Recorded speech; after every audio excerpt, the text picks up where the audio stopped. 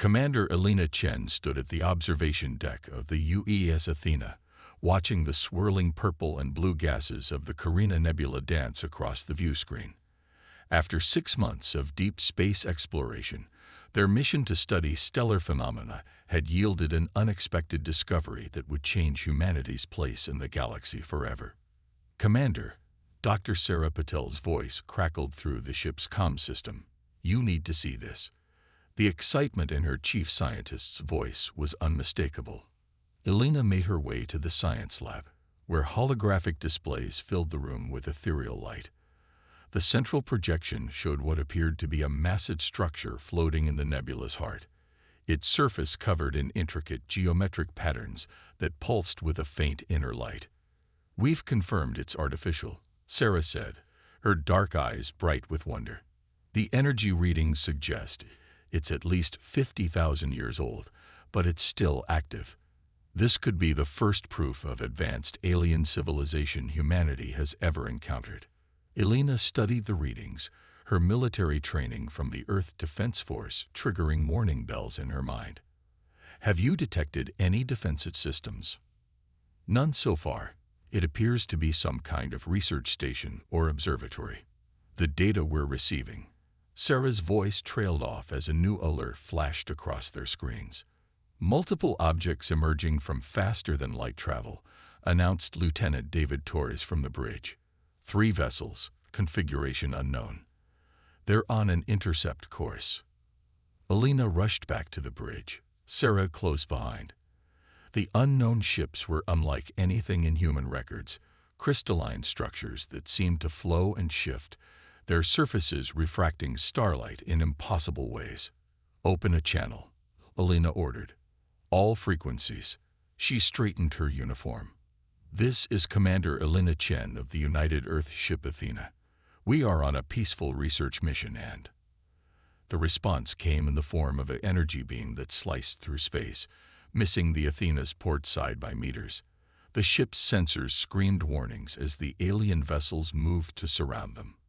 A voice filled the bridge, speaking perfect English, but with a strange harmonic undertone that made Elena's teeth ache. "You dare to approach the sacred archives of the Xerath. Your primitive species has no right to the knowledge of your betters.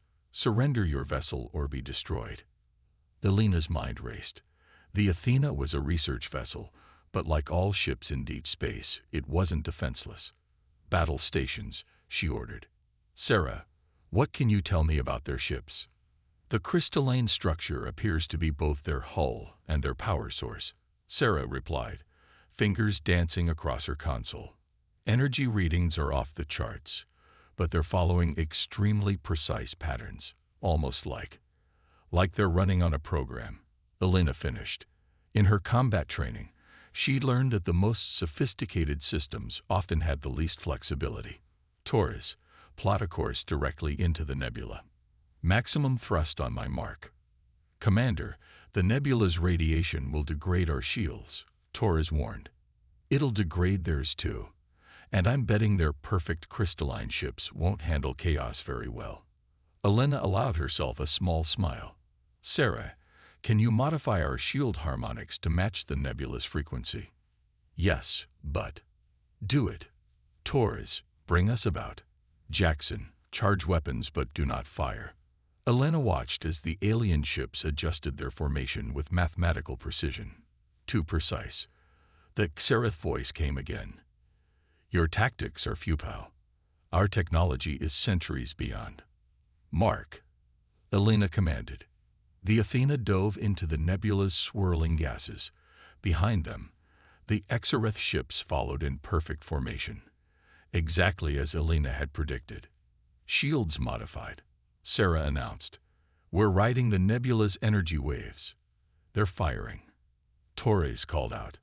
Elena watched as the Xerath energy beams diffracted through the nebula's gases, their perfect targeting disrupted by the chaotic environment.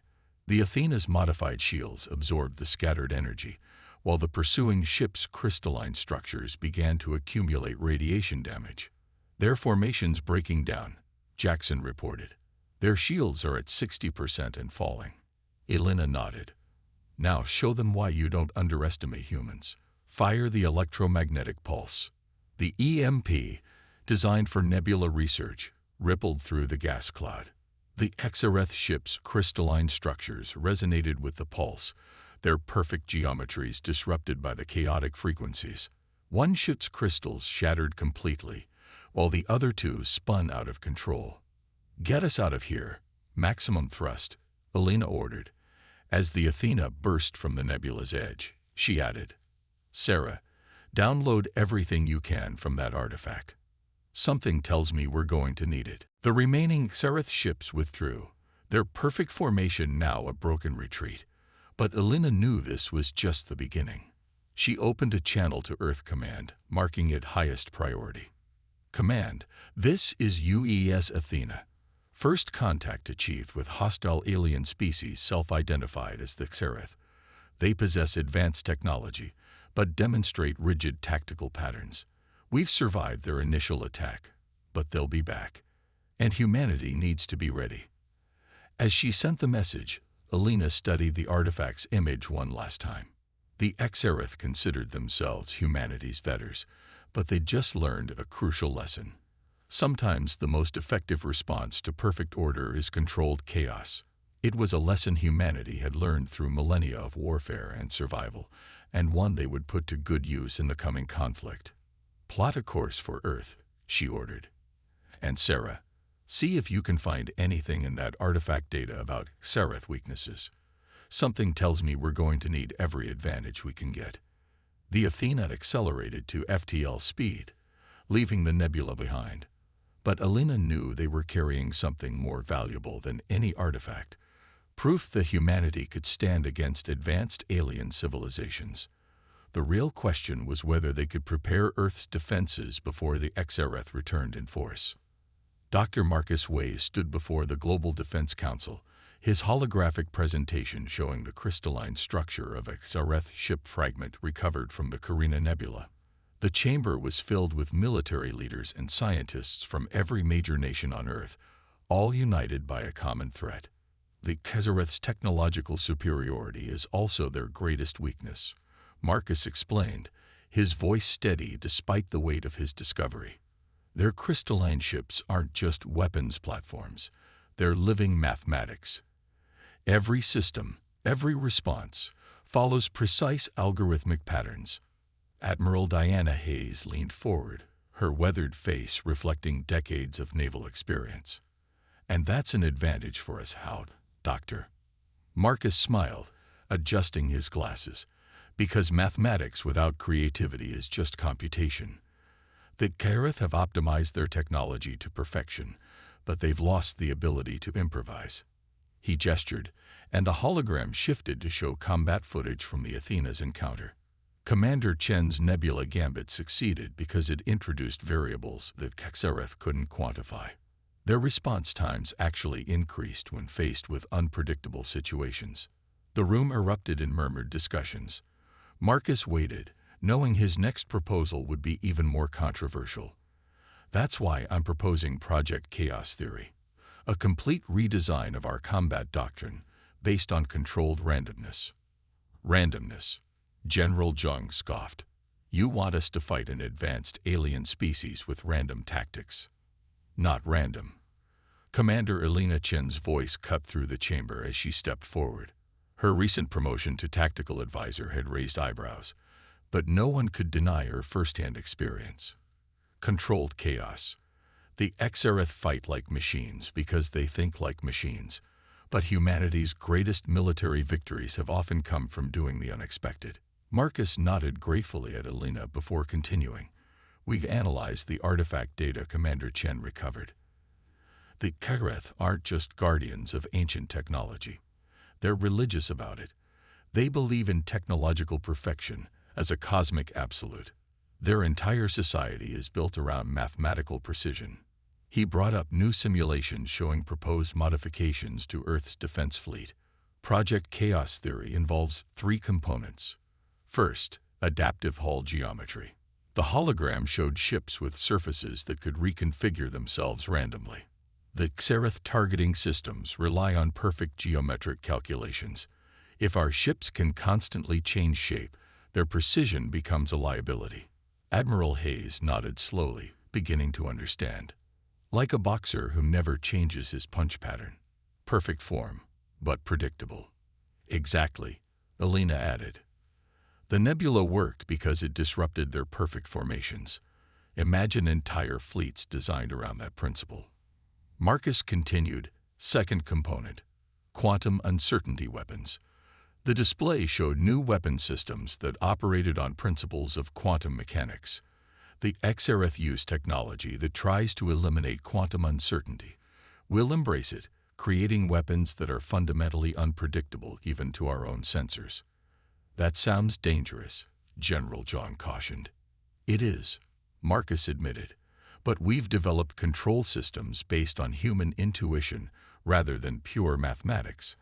Our tests show that human operators can achieve better results than AI systems precisely because we don't think in perfect patterns. And the third component? Admiral Hayes asked. Tactical chaos swarms. Marcus showed simulations of smaller ships moving in seemingly random patterns.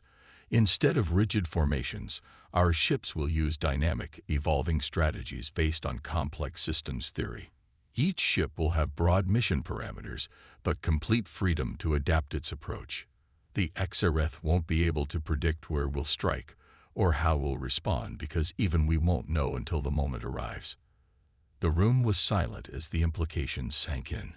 They were proposing to fight perfection with chaos, precision with creativity. It went against centuries of military doctrine focused on order and control. Elena stepped forward again. When I faced the Xerath, my crew survived because we did something they considered irrational. Their message to us was clear. They think we're primitive, beneath them. That arrogance is their weakness. They've forgotten that evolution favors adaptation over perfection. Admiral Hayes stood, her decision made.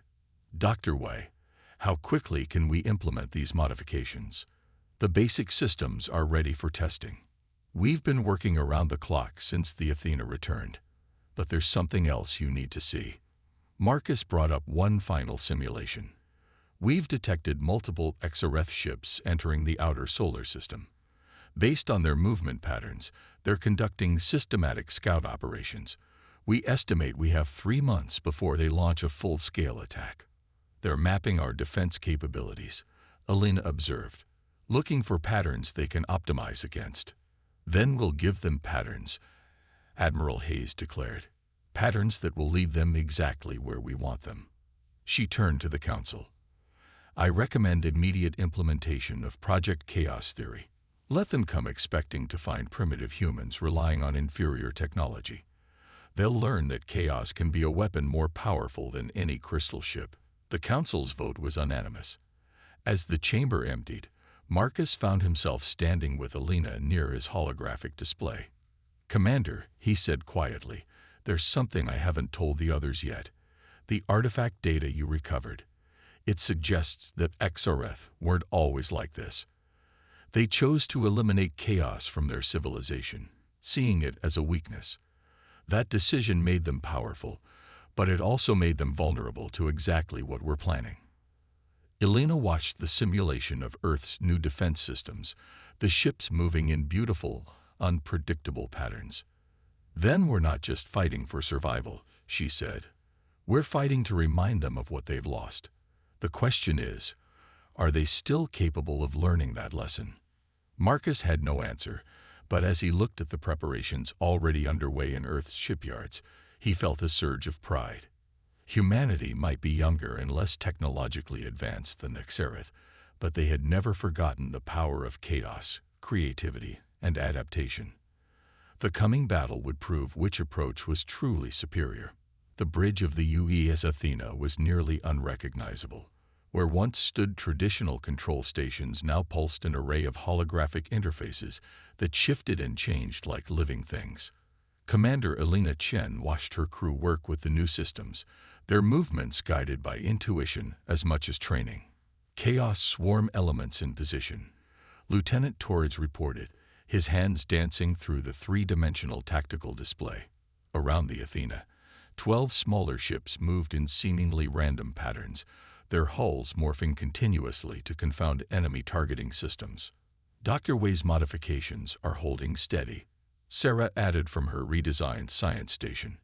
Quantum uncertainty fields at maximum sustainable levels. Elena nodded, feeling the familiar pre-battle tension. The last 3 months had transformed not just her ship, but the entire concept of human warfare. Now it was time to put theory into practice. All ships, execute Operation Wildcard, she ordered. The Athena and its escort fleet accelerated toward their target, a major Xerath forward base constructed in the Kuiper Belt. Intelligence suggested it was their primary staging area for the planned invasion of Earth. Multiple Xerath signatures detected, Torres announced. Standard geometric formation, just as predicted. The alien ships emerged from behind a cluster of ice bodies, their crystalline forms arranged in perfect hexagonal patterns. Their response came immediately, broadcast on all frequencies. Your chaos cannot overcome perfection. Surrender now and your species will be preserved in our mathematical archives. Elena smiled grimly. Show them our response. The human fleet suddenly fragmented, each ship taking a different vector that appeared random but followed complex mathematical principles developed by Dr. Wei. The Xerath formation adjusted with mechanical precision, their targeting systems tracking the largest concentrations of human ships. They're deploying their crystal resonance weapons, Sarah reported. Same frequencies as before. Initiate quantum uncertainty screens, Elena commanded. The Athena's hull shimmed, its surface becoming a blur of probability states. The Xerath energy beams struck but found no fixed target to lock onto. Send in the chaos swarms, Elena ordered. The smaller ships accelerated, their paths following fractal patterns that looked chaotic but contained hidden order. The Xerath ships adjusted their formation again, perfectly, predictably. That's when Elena sprung the trap. All ships, execute Protocol Butterfly, named after the concept that a butterfly's wings could cause a hurricane. The maneuver was designed to exploit the Xerath's reliance on perfect mathematical models. The human fleet's seemingly random movements suddenly cohered into a complex pattern that created gravitational resonance waves. The space around the Xerath ships began to distort as multiple small gravitational fields combined in ways their predictive systems couldn't process. Their formation is destabilizing, Torres reported with satisfaction. They're trying to compensate, but can't establish a stable firing solution. Elena watched as the perfect hexagon of Xerath ships began to break apart. Their crystalline hulls, designed to channel energy in precise patterns, started to develop stress fractures as they tried to adapt to the chaotic gravitational environment. Major energy spike from the base, Sarah shouted. They're powering up something big. The Xerath base revealed its hidden weapon, a massive crystalline structure that began to unfold like a geometric flower. Energy gathered at its center, building to levels that exceeded anything they'd encountered before. All ships, execute emergency pattern Sierra 9, Elena ordered, but she was smiling. The Xerath had responded exactly as Dr. Wei had predicted. They were attempting to overcome chaos with overwhelming force. The human fleet scattered in apparent panic, but each ship's movement was precisely calculated to create a specific pattern of gravitational distortions. As the Xerath superweapon discharged, the energy beam split and refracted through the distorted space. Quantum mirrors active, Sarah announced. The human ship's uncertainty screens captured portions of the weapon's energy, channeling it through their modified hulls in random patterns that the Xerath computers couldn't track. Return to sender, Elena commanded. The absorbed energy erupted from the human ships in countless unpredictable beams. The Xerath's perfect defenses, calibrated for specific attack patterns, couldn't adapt fast enough. Their crystal ships began to shatter as their own weapons' energy was turned against them in ways their mathematical models never predicted. Base defenses failing, Torres reported. Their main crystal matrix is destabilizing. Elena opened a channel to the Xerath command. Your perfection is your weakness. Chaos isn't just random destruction. It's the force that drives evolution, innovation, and growth. Humanity embraces chaos because we understand its true power. The Xerath response was not what she expected. Instead of their usual mathematical certainty, there was something like confusion in their harmonic voice. Impossible. Your patterns, they contain understanding we cannot quantify. That's the point, Elena replied. True understanding comes from accepting that not everything can be perfectly quantified. Stand down your forces, and we can show you what you've forgotten. The battle ended not with the destruction of the Xerath base, but with something unprecedented, the first surrender in recorded Xerath history. As Elena walked through the crystalline corridors of the captured base, she saw the first cracks appearing in the Xerath's perfect worldview. But she also knew this was just the beginning. The main Xerath fleet would come soon, and they would learn from this defeat. The question was, could they learn enough to understand that their pursuit of perfection had become a prison, or would they double down on their mathematical certainty? Either way, humanity would be ready.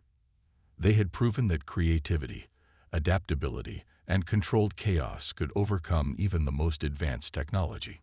In embracing uncertainty, they had found their greatest strength. Dr. Marcus Way stared at the holographic display in Earth's primary defense command center, his face illuminated by the approaching Xerath armée. Over 200 crystalline ships moved in perfect, fractaling patterns that somehow seemed different from before. They've adapted, Admiral Hayes observed, standing beside him. Those formations aren't just geometric anymore. They're incorporating chaos theory principles, Marcus confirmed, his fingers flying over the controls. They're trying to use our own strategies against us, but they're doing it mathematically. The Xerath response to their defeat in the Kuiper Belt had been more profound than anyone expected.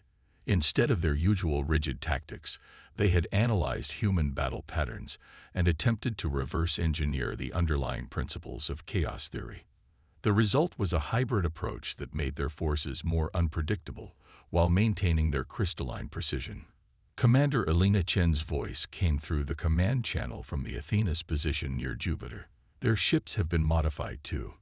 The crystal structures are more fluid, adaptive. They're learning. But not fast enough, Marcus replied, a slight smile playing at his lips. They're still trying to quantify chaos, to turn it into equations. They don't understand that true adaptation requires letting go of perfection. The Xerath fleet split into multiple attack groups, each moving in patterns that mimicked human chaos swarm tactics.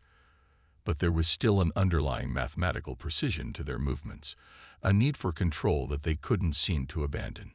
All defense groups, execute Protocol Phoenix, Admiral Hayes commanded. Across the solar system, human ships began to move in entirely new patterns that bore no resemblance to their previous tactics. The Chaos Theory Project had evolved, incorporating quantum uncertainty principles not just in their weapons, but in their entire strategic approach. The battle that followed would be studied for centuries to come. The Xerath attacked with overwhelming force, their crystalline ships now capable of limited morphological changes that made them harder to target. But their adaptations were predictable, based on analyzing and replicating human tactics rather than truly understanding them. They're targeting our command and control nodes, Elena reported as the Athena led its battle group in an intricate dance through Jupiter's complex gravitational field. They think they've identified the pattern behind our randomness. Marcus nodded, because they can't accept that there isn't one. Initiative Sierra is in position. Ready on your mark, Elena confirmed. The Xerath fleet pressed their attack, their new formations driving deep into the solar system. Their tactical computers had analyzed thousands of human battle scenarios, creating complex mathematical models to counter every possible strategy. What they hadn't realized was that humanity had been feeding them carefully crafted data, leading them to see patterns that weren't really there. Initiative Sierra, execute, Admiral Hayes ordered. Across the solar system, Human ships suddenly switched to completely new tactical protocols that had never been used before.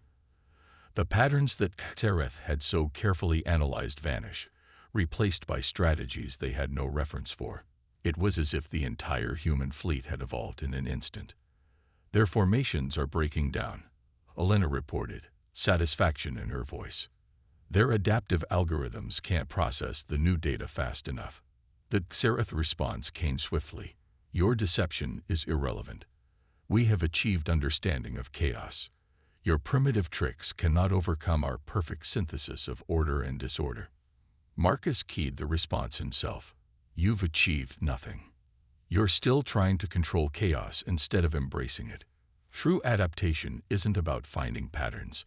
It's about being willing to abandon them entirely. As if to prove his point, the human fleet executed its most daring maneuver yet. Ships began to move in ways that defied tactical logic, creating patterns that seemed to fold in on themselves. The quantum uncertainty drives went into overdrive, making the human vessels exist in multiple probable states simultaneously.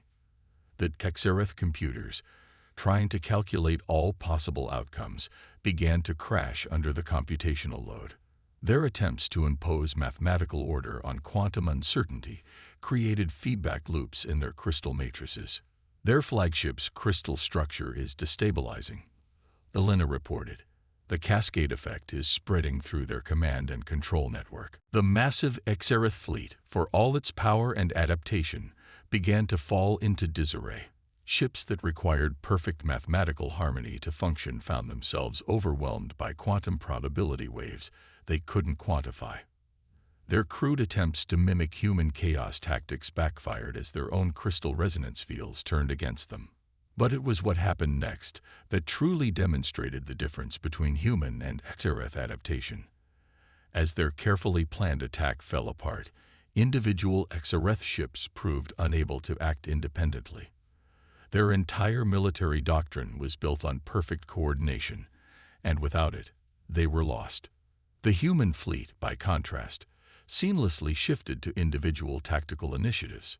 Each ship and battle group adapted independently, creating emergent strategies that no central command could have planned. It was chaos theory in its purest form, complex, beautiful patterns arising from individual agents acting freely within broad strategic parameters. They're retreating, Admiral Hayes announced, but her voice was thoughtful. Though retreat isn't quite the right word, it's more like a systemic collapse. Marcus watched the Xerath fleet withdraw in fractured groups, their perfect formations shattered not just tactically but philosophically. They'll be back, he said quietly. But next time will be different. We haven't just defeated their fleet. We forced them to question their fundamental understanding of the universe. Elena's voice came through again. The real question is whether they're capable of learning the right lesson from this defeat. Will they finally understand that true perfection includes imperfection, or will they just try to create even more perfect methods of control? As the enemy fleet disappeared into faster-than-light travel, Marcus studied the battle data pouring in. The Xerath had proven they could adapt, but only within the constraints of their crystalline worldview. To truly match humanity, they would need to do something far more difficult.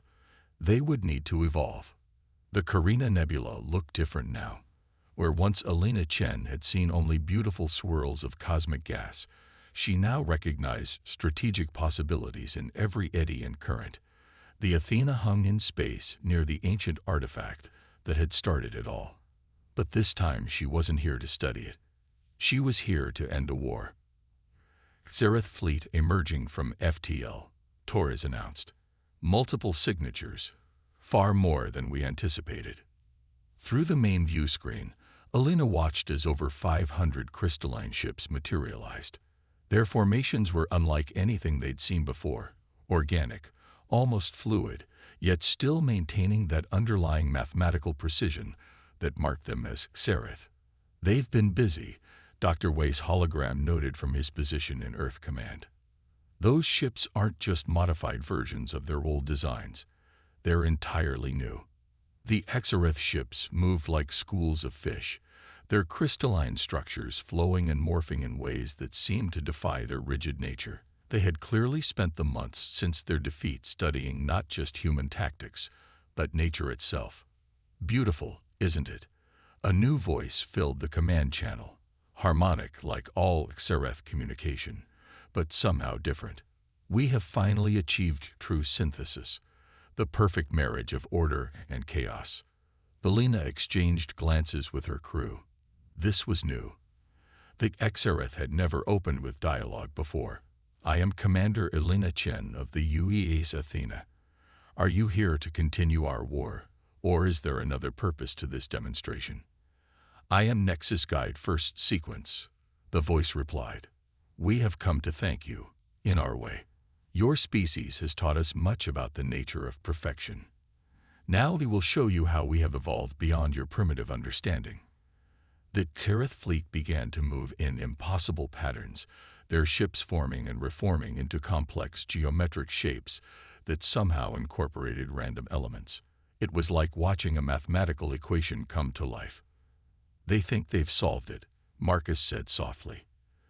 They think they've found a way to quantify and control chaos itself. Helena nodded. And that's still their fundamental mistake. She opened a channel to all human ships. Execute final protocol. The human fleet, which had been hanging back in seemingly random positions, suddenly activated their latest innovation.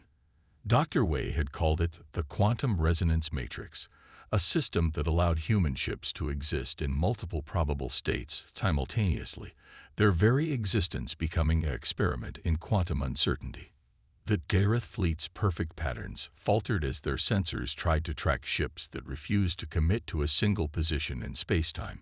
Their new organic formations, for all their sophistication, still relied on being able to calculate and predict movement. Impossible.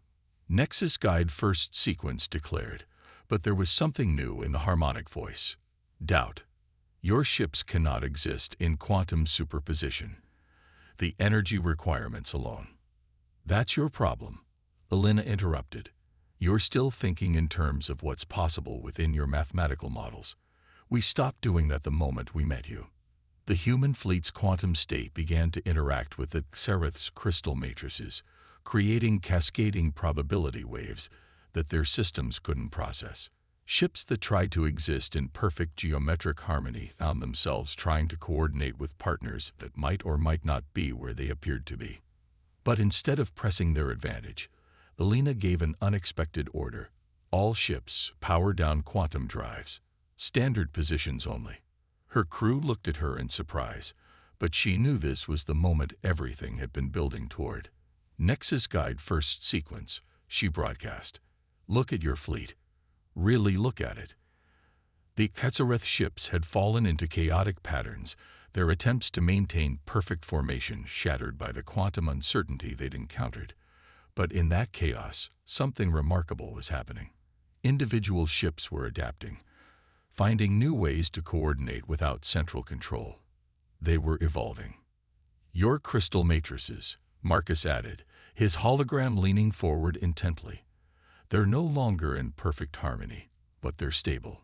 More stable than they've ever been. Do you understand what that means? There was a long pause before the Xereth responded. When they did, the harmonic voice held a note of wonder.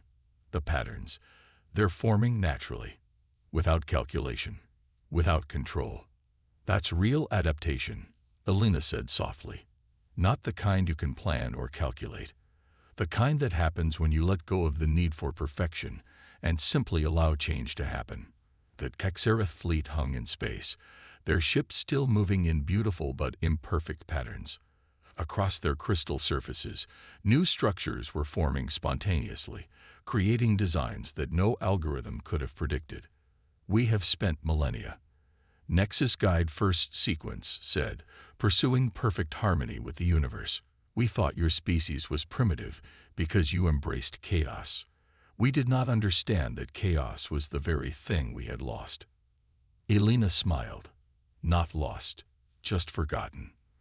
The question is, what will you do with that understanding? The answer came not in words but in action. The Xereth fleet began to move again, But this time their formations were neither the rigid geometry of their past, nor their calculated imitation of chaos. Instead, their ships moved like leaves in the wind, each following its own path while maintaining a natural harmony with the whole.